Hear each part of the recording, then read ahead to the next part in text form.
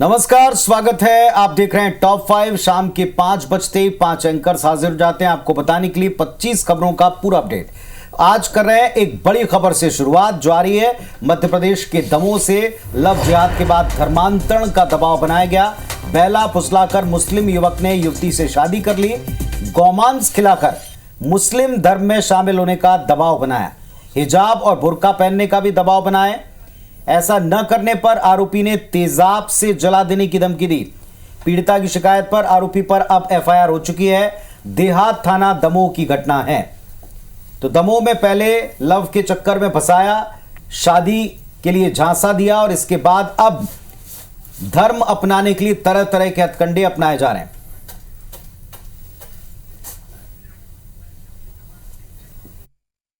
कि मैं धर्म नहीं बदलूंगी, मुझे तलाक चाहिए, तो उसने मुझे तेजाब मारने की धमकी दी। एक दिन मेरे घर के बाहर तेजाब लेकर आया था कि कभी भी मुझे मार सकता है, और तब से लेके आज तक में मेरी माँ को, नानी को और मुझे जान से मारने की धमकी दे रहा है। मैंने बहुत शिकायतें की थी पर कुछ भी नहीं हुआ उसके खिलाफ में।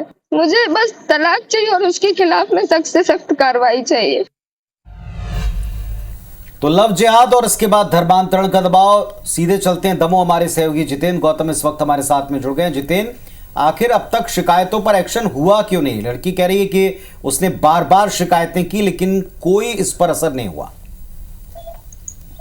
जी पुनीत, मैं आपको बता दूं कि जो पूरा मामला है वो दमोह का मामला है, जहां पर देहात थाना क्षेत्र अंतर्गत आने वाला एक जो है पीड़ित बच्ची दमोह एसपी कार्यालय पहुंची थी, जहां पर उसने पूरी आप बीती मीडिया के सामने सुनाते हुए एक शिकायत पत्र एसपी कार्यालय में दिया है, जहां पर उसने बोला है कि उसका करीब 4 साल पहले जो है बहला फुसला कर ऐसे जो है समुदाय विशेष के युवक के द्वारा उसे शादी कर ली गई और उसके बाद में लगातार ही उसको जो है धर्मांतरण का दबाव बनाया गया। हालांकि बच्ची का कहना है कि वो करीब 1 महीने ही जो है उसके साथ में रही है, और जैसे ही उसे पता चला कि वो समुदाय विशेष का युवक है और लगातार वो उसको प्रताड़ित कर रहा था, तो उसके बाद में वो जो है उसके साथ से छोड़कर और अपने माँ बाप के पास में रहने लगी। हालांकि इस तमाम मामले के बाद में आरोपी यही नहीं रुका। आरोपी उस पीड़ित बच्ची के लिए तेजाब से मारने की धमकी देने लगा, तेजाब से जलाने की, जान से मारने की तमाम प्रकार के हथकंडे अपनाने लगा। हिजाब भी पहनाने का प्रयास किया, लेकिन बच्ची ने जब मना किया तो उसे टॉर्चर करने लगा। जिसके बाद में आज जैसे ही बच्ची दमोह एसपी कार्यालय पहुंची तो पूरे मामले की उसने शिकायत की। पुलिस अधीक्षक के आदेश पर उसके बाद में बच्ची को महिला थाना भेजा गया है, जहां पर तमाम आला अधिकारी यहां पर मौजूद है और बच्ची की शिकायत पर जो है एफआईआर दर्ज की जा रही है। पुनीत, मैं बताना चाहूंगा कि हमारे साथ में दमोह शहर पुलिस अधीक्षक अभिषेक तिवारी मौजूद है। इस पूरे मामले की जो एफआईआर खुद करा रहे हैं और उन्हीं से बात करेंगे। सर, यह जो मामला सामने आया है आखिर यह क्या है और किस प्रकार का घटनाक्रम है? देखिए, इसमें विक्टिम है जो अभी हमारे सामने आई है और उन्होंने एप्लीकेशन में जो भी पॉइंट्स बताए हैं उन पॉइंट्स पर उनसे पूछताछ की जा रही है। हमारी लेडी ऑफिसर्स इनके फैमिली मेंबर्स के साथ जो है उनके साथ पूछताछ कर रही हैं, और जो ईच एंड एवरी पॉइंट जो एप्लीकेशन में इन्होंने डिस्क्राइब किया है उसके बारे में बिल्कुल तह तक जाकर हम पूछताछ कर रहे हैं। एक एफआईआर विक्टिम ने अभी पहले भी कराई थी जिसपे पुलिस ने कार्रवाई करी, उसमें चालानी कार्रवाई भी करी है। अभी जो नए फैक्ट्स के साथ ये पीड़िता सामने आई है उन फैक्ट्स को जो है हम डेवलप कर रहे हैं और उस फैक्ट के अकॉर्डिंग जो भी according to the law FIR होनी चाहिए वो बिल्कुल की जाएगी। सर, यह कहाँ तक सही है? एक बच्ची इतनी डरी हुई है, सहमी हुई है, वो एसपी कार्यालय पहुंचती है और रो रो कर बोलती है कि आरोपी उसे तेजाब मारने की धमकी दे रहा है, जान से मारने की धमकी दे रहा है। इसके पूर्व जब पीड़िता ने शिकायत दर्ज कराई थी, एफआईआर हुई थी, तो क्या आरोपी पर कड़ा एक्शन नहीं लिया गया था, जो आज आरोपी इतना खुलेआम जो है उस बच्ची को परेशान कर रहा है? देखिए, जो अप्रैल 2024 में एक एफआईआर दमोह पुलिस ने लॉन्च की थी, उसके कंटेंट जो थे जो पीड़िता ने बताए थे वो चूंकि घरेलू हिंसा से संबंधित थे और उन फैक्ट्स पर जो है हमने एफआईआर का चालानी कार्रवाई की गई थी। अभी अगर इस टाइप के फैक्ट्स फिर आते हैं, चूंकि ये रिलेशन में थे और ऐसी जानकारी आई कि इन्होंने विवाह भी किया है, तो उसके अकॉर्डिंग जो है हम आगे क्या फैक्ट छुपाकर जो है ये निकाह किया गया, कुछ पहचान ये कहना है कि पहले जो फैक्ट्स थे उस आधार पर उन्होंने एक्शन लिया था जितेंद्र, लेकिन अब वे मौजूदा जो परिस्थितियों में जो नई बातें सामने आई उस पर एक्शन लेंगे। मैं जितेंद्र आपको भी धन्यवाद देता हूं और साथ में अधीक्षक साहब को, पुलिस अधीक्षक जी को भी धन्यवाद देता हूं कि उन्होंने जुड़कर बात की है, लेकिन इस पर एक्शन क्या होता आप नजर रखिएगा। वापस आपसे हम अपडेट इस मामले पर लेते रहेंगे। तो एक बड़ा मामला, गंभीर मामला दमोह में सामने आया देहात थाने में, और अब इस पर एसपी दफ्तर पहुंचने के बाद में, शिकायत के बाद में एफआईआर हो रही है। देखते हैं इस पर क्या एक्शन होता है। आगे बढ़ते फिलहाल।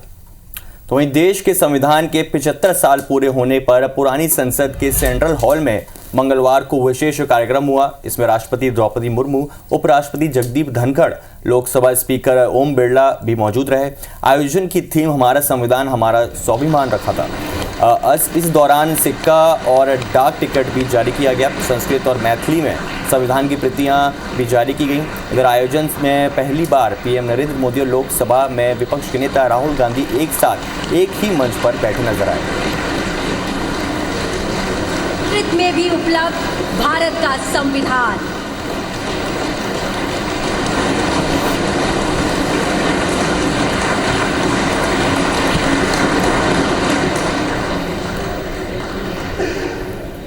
धन्यवाद।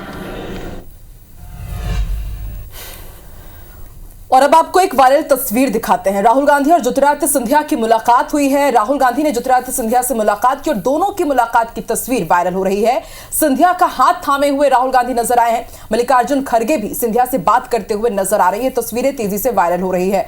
सोशल मीडिया पर यूजर्स लिख रहे हैं, एक है तो सेफ है। देखिए, एक है तो सेफ है, ये नारा दिया प्रधानमंत्री नरेंद्र मोदी ने। और ज्योतिरादित्य सिंधिया जो पहले कांग्रेस में ही थे, लेकिन मध्य प्रदेश के विधानसभा चुनाव के बाद कुछ मनमुटाव हुआ और उसके बाद हमने देखा कि किस तरह से कांग्रेस की सरकार गिराने में अहम भूमिका निभाई ज्योतिरादित्य सिंधिया ने। भाजपा में वो शामिल हुए हैं, तब से यही खबरें आ रही थी कि सब कुछ ठीक नहीं रहा है राहुल गांधी और ज्योतिरादित्य सिंधिया के बीच में। और अब देखिए, काफी लंबे समय के बाद दोनों एक ही फ्रेम में नजर आए, हाथ थामे हुए नजर आए राहुल गांधी और ज्योतिरादित्य सिंधिया। और मल्लिकार्जुन खड़गे भी यहां पर नजर आए। नवीन सिंह हमारे साथ जुड़ चुके हैं। नवीन, दोनों की मुलाकात की तस्वीर तेजी से वायरल हो रही है।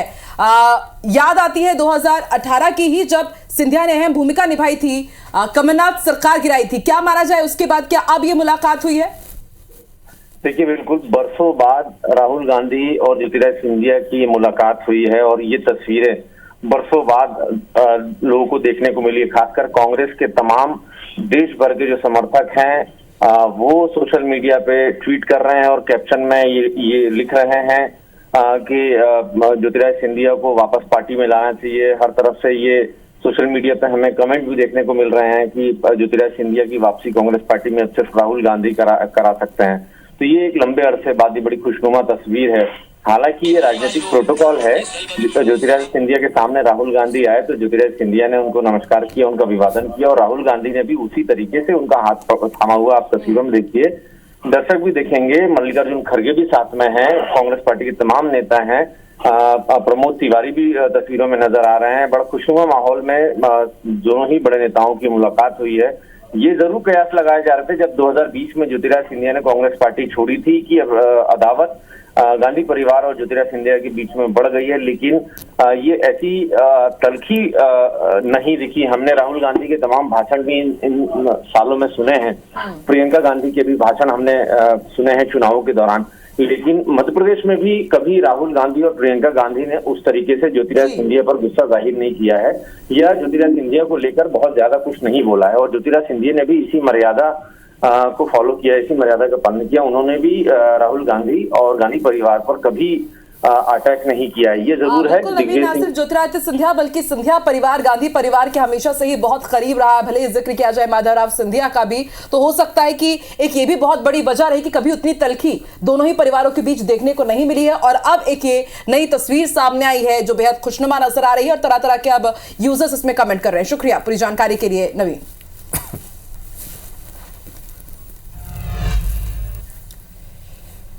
फिलहाल तस्वीर सामने आने के बाद अब कई मायने इसके निकाले जा रहे हैं। आगे बढ़ते हैं, भोपाल से खबर है। संविधान दिवस पर यहां पर पदयात्रा निकाली गई। मंत्री विश्वास सारंग के नेतृत्व में यह पदयात्रा निकाली गई। राज्य मंत्री कृष्णा गौर, विधायक भगवान दास सबनानी इस दौरान मौजूद रहे और खेल डायरेक्टर समेत कई अधिकारी इस पदयात्रा में शामिल हुए। भोपाल के बाद रायपुर में भी कुछ ऐसी ही तस्वीर देखने को मिली। आज संविधान दिवस पर पद यात्रा का आयोजन किया गया। पद यात्रा में सीएम विष्णुदेव साय शामिल हुए। इस दौरान मेडिकल कॉलेज से अंबेडकर चौक तक ये पद यात्रा निकाली गई। कार्यक्रम में deputy chief minister Arun Sao के साथ मंत्री केदार कश्यप, दयालदास बघेल और टंकराम वर्मा भी मौजूद रहे।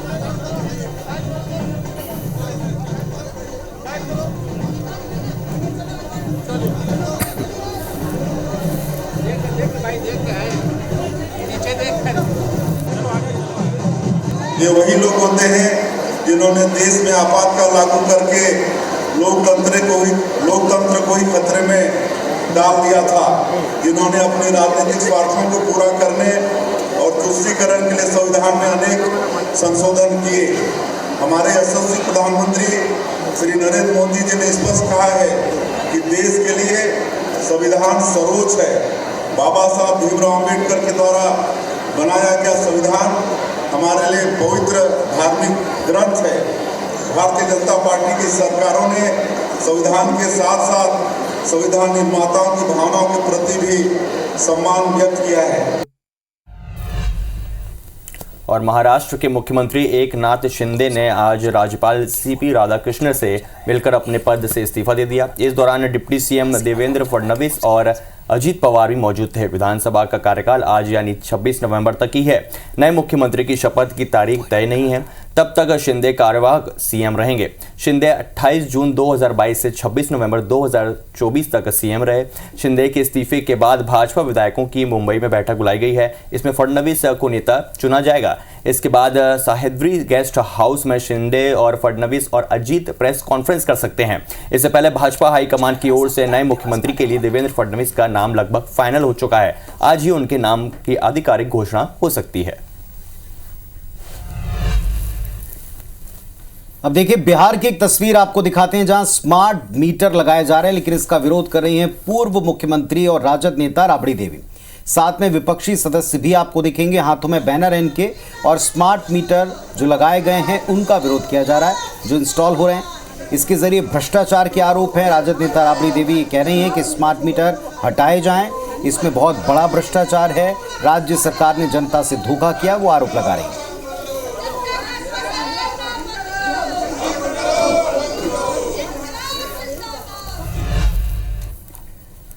इधर देश में ईवीएम से हो रहे चुनाव में धांधली का आरोप लगाने वालों को सुप्रीम कोर्ट से बड़ा झटका लगा है। शीर्ष अदालत ने इससे जुड़ी एक जनहित याचिका को खारिज कर दिया है। जनहित याचिका में देश में ईवीएम की जगह बैलेट पेपर से चुनाव कराने की मांग की गई थी। आज 26 नवंबर साल 2008 के मुंबई आतंकवादी हमलों की 16वीं बरसी है। इस मौके पर मंगलवार को देश की राष्ट्रपति द्रौपदी मुर्मू से लेकर गृह मंत्री, रक्षा मंत्री समेत कई नेताओं ने शहीदों को श्रद्धांजलि दी। महाराष्ट्र के राज्यपाल सीपी राधाकृष्णन, कार्यवाहक सीएम एकनाथ शिंदे, पूर्व डिप्टी सीएम देवेंद्र फडणवीस और अजित पवार ने भी मुंबई के पुलिस कमिश्नर कार्यालय पहुंचकर शहीदों को श्रद्धांजलि दी।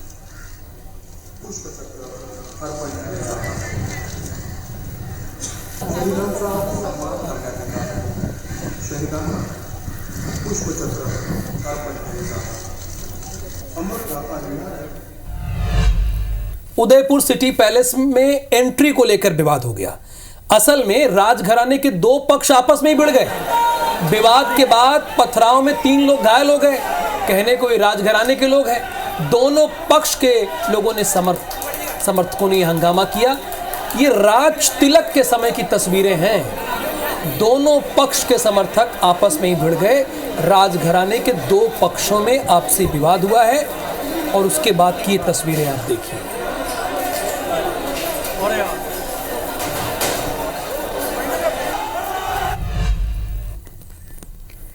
अगली खबर अयोध्या से। राम मंदिर में प्राण प्रतिष्ठा के बाद आज श्री राम की बारात निकाली जाएगी। 17 प्रदेशों के राम भक्त और साधु संत बारात में शामिल होंगे।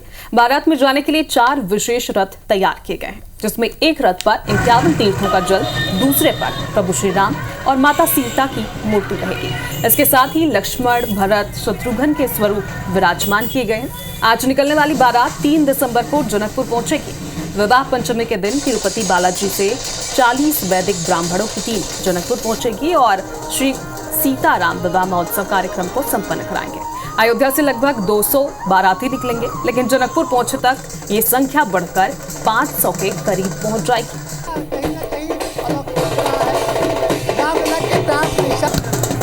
तो लोगों में किस तरह से उत्साह है, श्रद्धालुओं में किस तरह से उत्साह है और श्री राम के बारात में शामिल होने के लिए कितने उत्सुक श्रद्धालु दिख रहे हैं, ये आप तस्वीरों से समझ सकते हैं।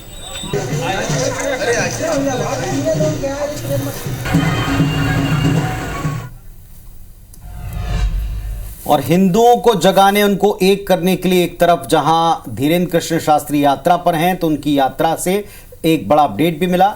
उत्तर प्रदेश में कल शाम को यात्रा प्रवेश कर गई थी। मऊरानीपुर में हिंदू जागरण यात्रा के दरमियान धीरेन्द्र शास्त्री की सुरक्षा में एक चूक दिखी, जहां उनके चेहरे पर चोट लगी। वजह फूलों के साथ एक मोबाइल उनके चेहरे पर आ पड़ा। इसे लेकर धीरेन्द्र शास्त्री कहते हैं कि ये कोई हमला नहीं है, फूल लोग फेंक रहे थे और गलती से शायद मोबाइल आ लगा। किसी ने मोबाइल फेंक के मारा है हमको, मोबाइल हमें मिल गया। चलो कोई हमला नहीं हुआ, वो बेचारे ने फेंक दिया, फूल फेंक रहा था, मोबाइल गिर गया, थोड़ा सा लगा, होता रहता है। हमारे लोग इतना कष्ट पा लेते हैं, हम स्वस्थ हैं, थोड़ा मोड़ा चलता रहता है। हमारे लोग बागेश्वर धाम के लोग इतना कष्ट पा रहे तो थोड़ा मोड़ा चले।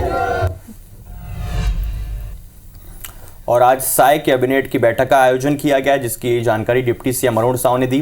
बताया कि राजनीतिक आंदोलन संबंधी 54 केस वापस लेने का अनुमोदन किया गया है। नेशनल सीड से सरकार बीज खरीदी करेगी, नवीन उन्नत किस्म के बीज की खरीदी होगी, ई ऑक्शन से चना की खरीदी की जाएगी और 5वीं और 8वीं की परीक्षा होगी केंद्रीकृत।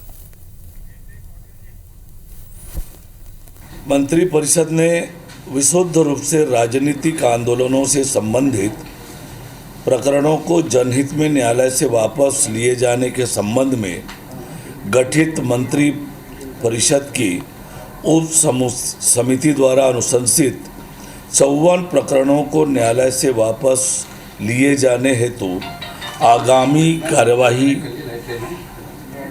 के लिए अनुमोदन किया है। इंदौर में पंडित धीरेन्द्र शास्त्री की यात्रा की सफलता के लिए हनुमान चालीसा का पाठ किया गया। यहां इंदौर नगर निगम के MIC मेंबर समर्थकों के साथ पाठ करते नजर आए। दरअसल हिंदू जागरण यात्रा के दौरान धीरेन्द्र शास्त्री की सुरक्षा में चूक हुई, जहां फूलों के साथ स्वागत में मोबाइल फेंक दिया गया। उसके बाद धीरेन्द्र शास्त्री की सलामती के लिए अब यहां पर पूजा और हनुमान चालीसा का पाठ किया गया।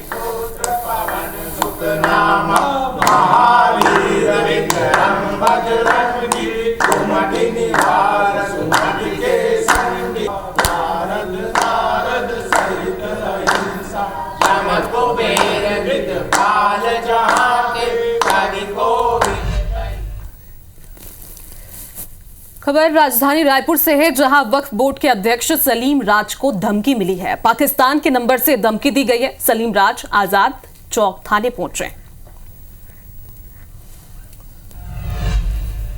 बिलासपुर कटनी रेल रूट पर मंगलवार सुबह लगभग 11 बजे एक बड़ा ट्रेन हादसा हो गया। बनवारटक रेलवे स्टेशन पर मालगाड़ी के इंजन समेत कोयले से लदे 22 डिब्बे पटरी से उतर गए। इस घटना के बाद मालगाड़ी के 2 में से एक इंजन सिग्नल को तोड़ते हुए पटरी से डिरेल हो गया। हादसे के बाद तत्काल रेल और स्थानीय पुलिस के आला अधिकारी मौके पर पहुंचे। हादसे में जहां रेलवे को करोड़ों रुपए का नुकसान हुआ, तो वहीं अप और डाउन दिशा में यातायात प्रभावित भी हुआ। इस हादसे के कारण इस रूट पर आवागमन तकरीबन आगामी 2 से 3 दिनों तक सुचारू रूप से बहाल होने की संभावना है। तो वहीं रेलवे की ओर से इस रूट पर गुजरने वाली कई ट्रेनों को कैंसिल किया जा रहा है। ये तो रेलवे विभाग तुरंत करता है। सबसे पहला काम उसका यही है कि आप ये रिकॉर्ड उठा के देखिए, छत्तीसगढ़ रूट पर सबसे ज्यादा, अगर पूरे देश में अगर आपको ये प्रश्न आ जाए कि किस रूट पर सबसे ज्यादा ट्रेनें कैंसिल हुई हैं, तो पिछले 2 सालों में तो ये आप छत्तीसगढ़ का नाम ले लीजिए। 22 अब आपको दिखाते हैं मध्य प्रदेश की तस्वीर। और मध्य प्रदेश की ये तस्वीर कम से कम बेहतर तो नहीं है। प्रदेश के चंबल इलाके में बदमाशों के बुलंद हौसले की तस्वीर है। कहीं फायरिंग, कहीं ब्लास्ट, कहीं दिन दहाड़े इलाकों की लूट की वारदात। चंबल दहल उठा है। चंबल क्षेत्र की 4 तस्वीरें हम आपको दिखा रहे हैं। पहली तस्वीर मुरैना से है, जहां पर यात्री बस में पथराव और फायरिंग कर दी गई। दिल्ली में संसद भवन का घेराव कर ये बस लौट रही थी, इसी पर फायरिंग हुई है। बदमाशों ने NH पर बस को रोककर पथराव किया है। यात्रियों, कंडक्टर, ड्राइवर से मारपीट तक की गई। ड्राइवर का आरोप है कि 50 से 60 बदमाशों ने यहां पर हमला किया था। फिलहाल सिविल लाइन पुलिस मौके पर पहुंची है, आगे की जांच की जा रही है। लगातार पुलिस बदमाशों की धरपकड़ में जुटी है। सिविल लाइंस थाना क्षेत्र नेशनल हाईवे 44 पर ही घटा है। और इसी के साथ एक और तस्वीर भी आप देख रहे हैं। दूसरी तस्वीर मुरैना से, जहां पटाखे और बारूद में विस्फोट हो गया है। 4 लोगों की मौत हो गई, 5 लोग घायल हैं। धमाके में मकान धराशायी हो गया, 2 मकान क्षतिग्रस्त हैं। धमाके के कारणों का जांच जारी है, जिसका जांच के बाद पता चल पाएगा कि कैसे ब्लास्ट हुआ। कोतवाली इलाके के राठौर कॉलोनी की घटना है। तीसरी तस्वीर श्योपुर की आप देखिए, यहां पर जंगल में यात्री बस पर हमला हुआ है। अज्ञात लोगों ने बस में तोड़फोड़ की है, रास्ते में रोकने की भी कोशिश की और बड़ी बात यह है कि हथियारबंद जो बदमाश थे वो फौजी की ड्रेस में थे। बरगवा थाना क्षेत्र की घटना है। और चौथी तस्वीर भी आपको दिखा रहे हैं, ग्वालियर की है। दिन दहाड़े ठेकेदार से लूट की गई है। 5 लाख रुपए कैश की लूट हुई है। बैंक से पैसे निकालने के बाद इस वारदात को अंजाम दिया गया और 2 बदमाश कैश लेकर फरार हो गए। जमीन खरीदने के लिए व्यापारी ने पैसे निकाले थे और अब पुलिस सीसीटीवी फुटेज खंगाल रही है, आरोपियों की तलाश में जुटी है।